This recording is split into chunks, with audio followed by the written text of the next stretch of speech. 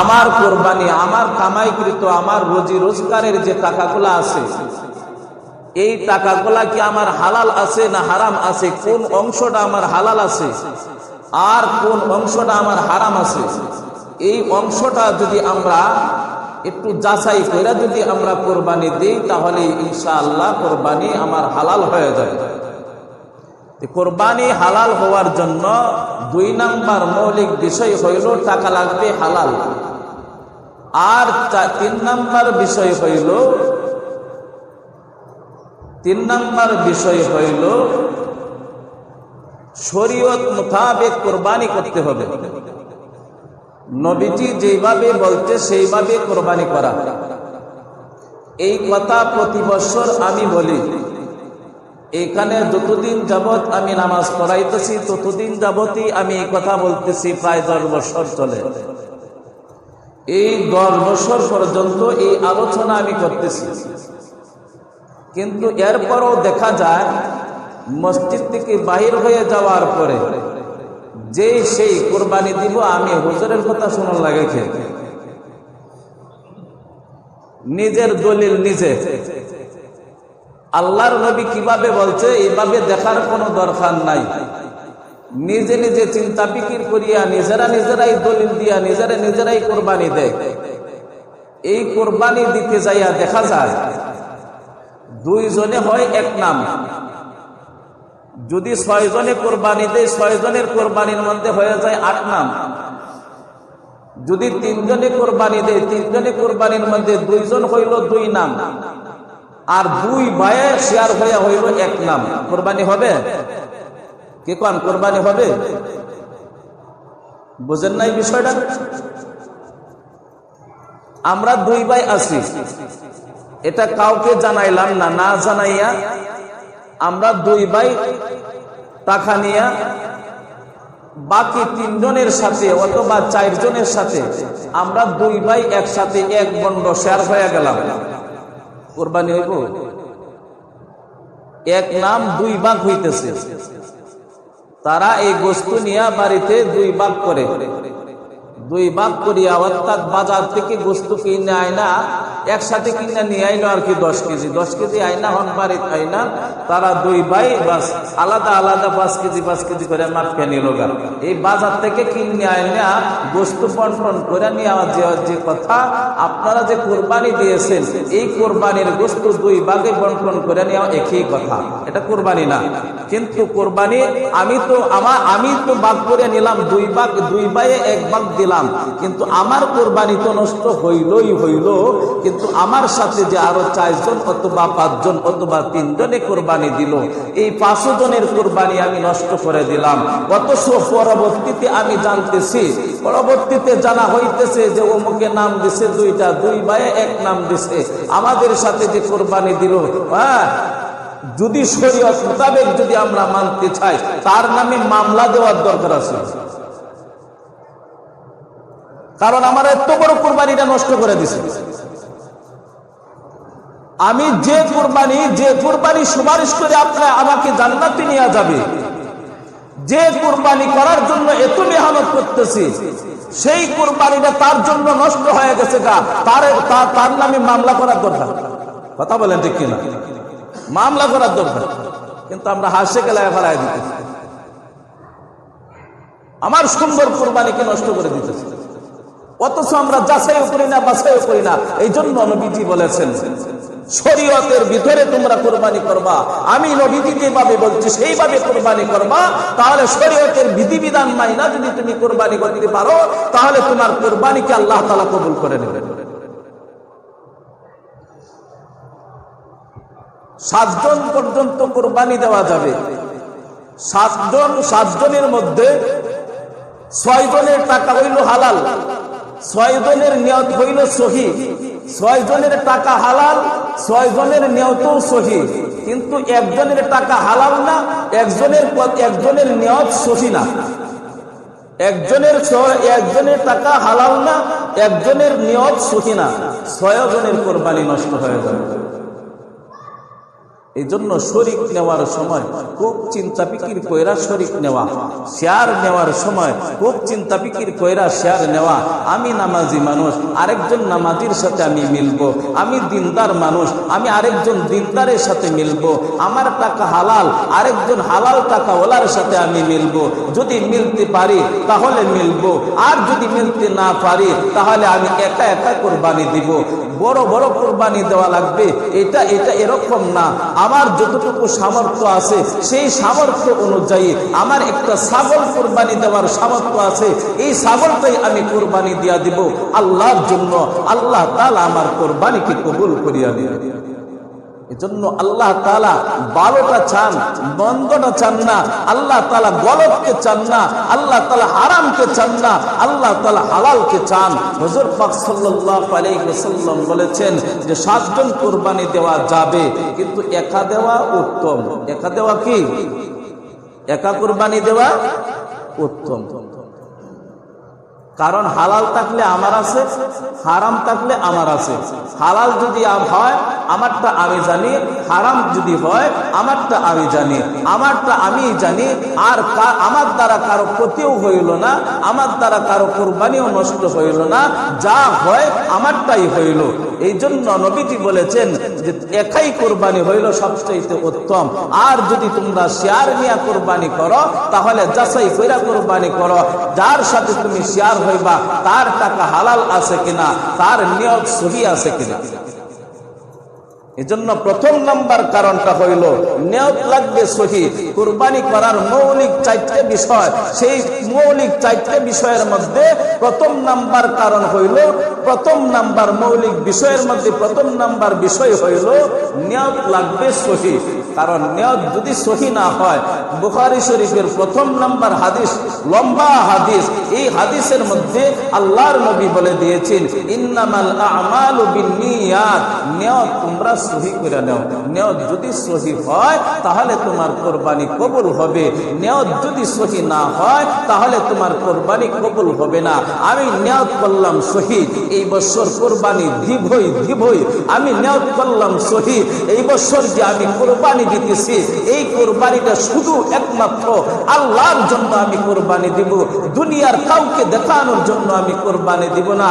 আল্লাহ তাআলা হুকুম করেছেন, নবীজির সুন্নত হিসাবে আমি কোরবানি করতেছি আমার পিতা ইব্রাহিম আলাইহিস সালাতু ওয়াস সালামের সুন্নতকে জিন্দা করার জন্য আমি কোরবানি করতেছি। আমার কোরবানি এই নিয়মভাবে যদি আমার নিয়তটা সহি থাকে তাহলে অবশ্যই আল্লাহ তাআলা আমার কোরবানিকে কবুল করে নেবেন। মৌলিক 4 বিষয়ের মধ্যে 2 নাম্বার বিষয় হইল টাকাটা লাগবে হালাল। হালাল যখন টাকা থাকবে আমার চিন্তা করতে হবে আমি এত পবিত্র একটা কোরবানি দিতেছি, কারণ যদি টাকা হারাম হয় তাহলে এই হারাম টাকার কোরবানি তো আল্লাহ তাআলা নেবেন না। যেমন ভাবে আদম আলাইহিস সালাতু ওয়াস সালামের 2 ছেলে হাবিল আর কাবিল কোরবানি দিয়েছিল, একজনেরটা আল্লাহ তাআলা নিয়েছিলেন, আরেকজনেরটা আল্লাহ তাআলা নেন নাই। কেন নেন নাই? যারটা হারাম, যার নিয়ত সহি না, তার কোরবানিকে আল্লাহ তাআলা নেন নাই। যার কোরবানি হালাল, যার নিয়ত সহি ছিল, তার কোরবানিকে আল্লাহ তাআলা কবুল করে নিয়েছিলেন। সুবহানাল্লাহ।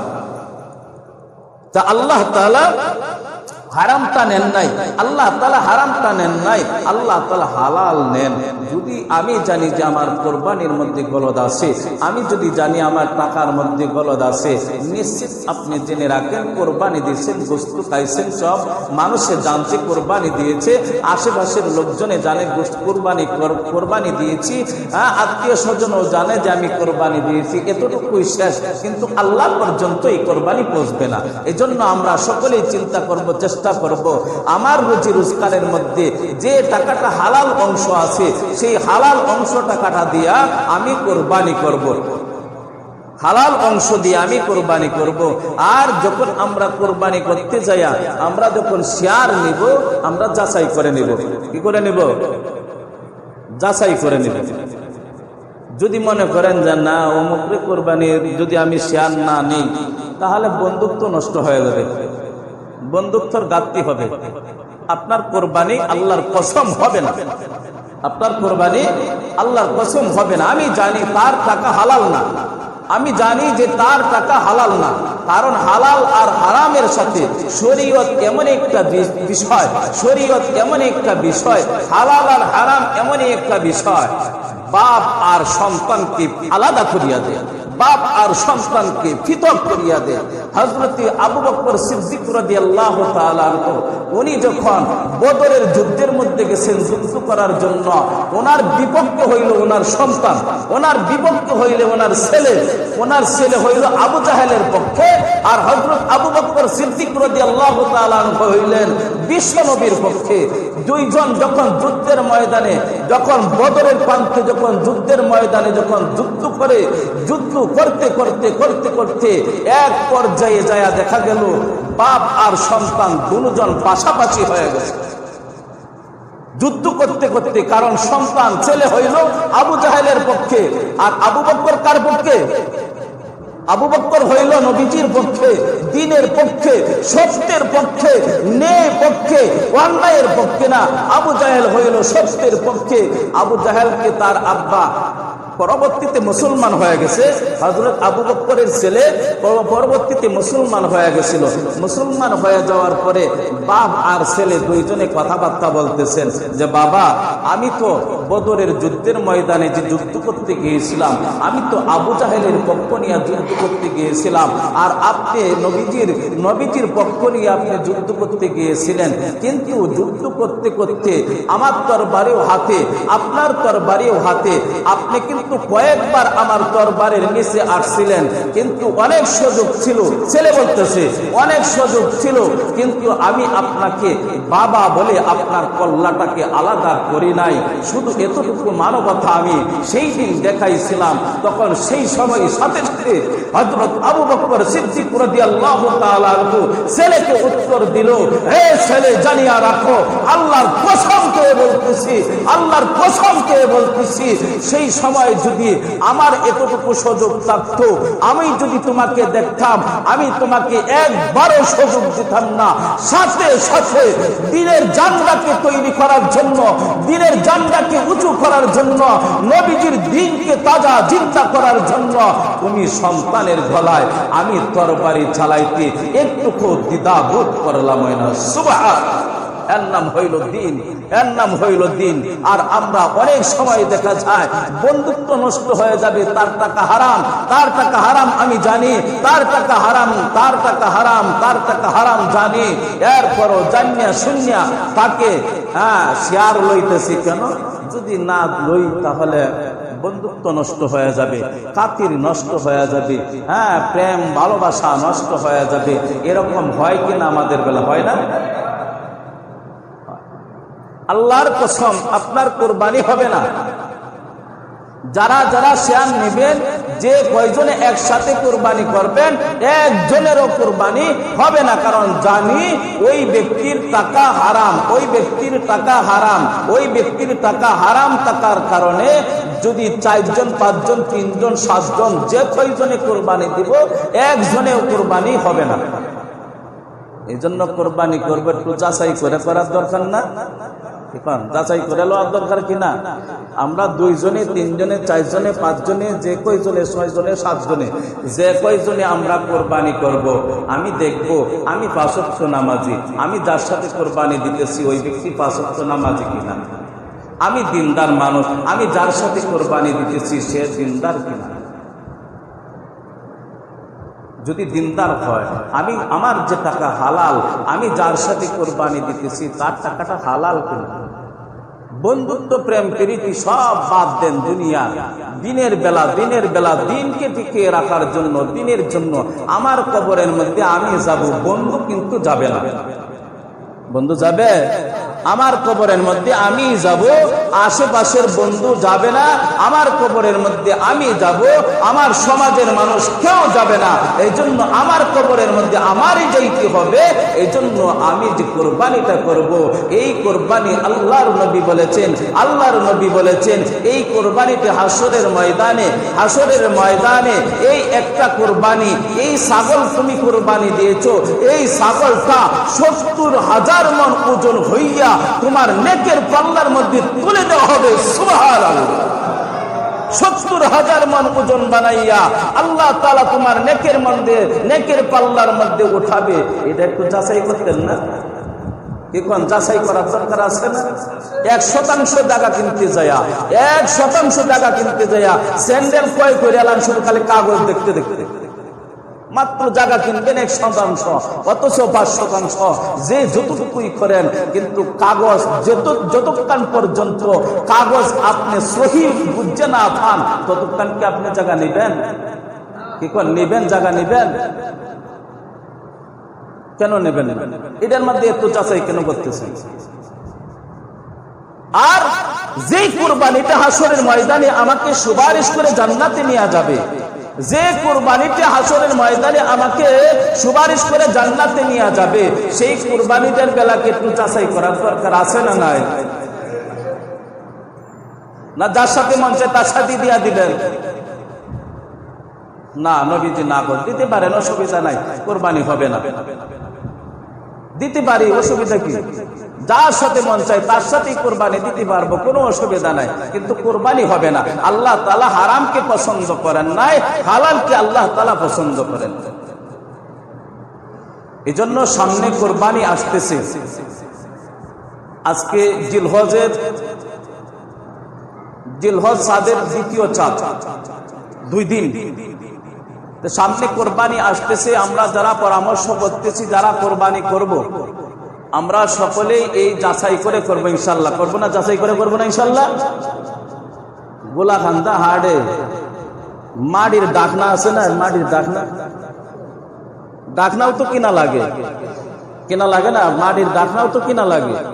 এই একটা ডাকনা হয়তো 20 টাকা, 30 টাকা, 50 টাকা দাম। এটারে এবার বাজাইতেছে, দেখেন জমজম করে গেলে বদবদ করে, তাহলে না এটা হইছে না, এটা পুরা হইছে না। যদি জমজম করে তাহলে মনে করলেন যে এটা টকটকা পুরা হয়েছে, শক্ত হয়েছে। 2টা 3টা 4টা দোকান যাচাই করে এরপরে যাই আপনি 20 টাকা 30 টাকা দিয়ে একটা ডাকনা কিনেন। আর আপনি এত দামি একটা কোরবানি করবেন, একটু যাচাই করতেন না? যার সাথে মন চাই তার সাথে দিয়া দিবেন, একটু যাচাই করতেন না আপনি? যে কোরবানিটা আপনাকে হাসরের ময়দানে সুপারিশ করে জান্নাতে নিয়ে যাবে, যে কোরবানিটা আপনার মিজানের পাল্লার মধ্যে, নেকির পাল্লার মধ্যে 1 মণ না 2 মণ না 70,000 মণ ওজন বানাইয়া আল্লাহ তাআলা নেকির পাল্লাটা ভারী বানায়া দিবে, এটার ব্যাপারে কি একটু যাচাই করা যাবে না? একটু যাচাই করেন, একটু যাচাই করেন।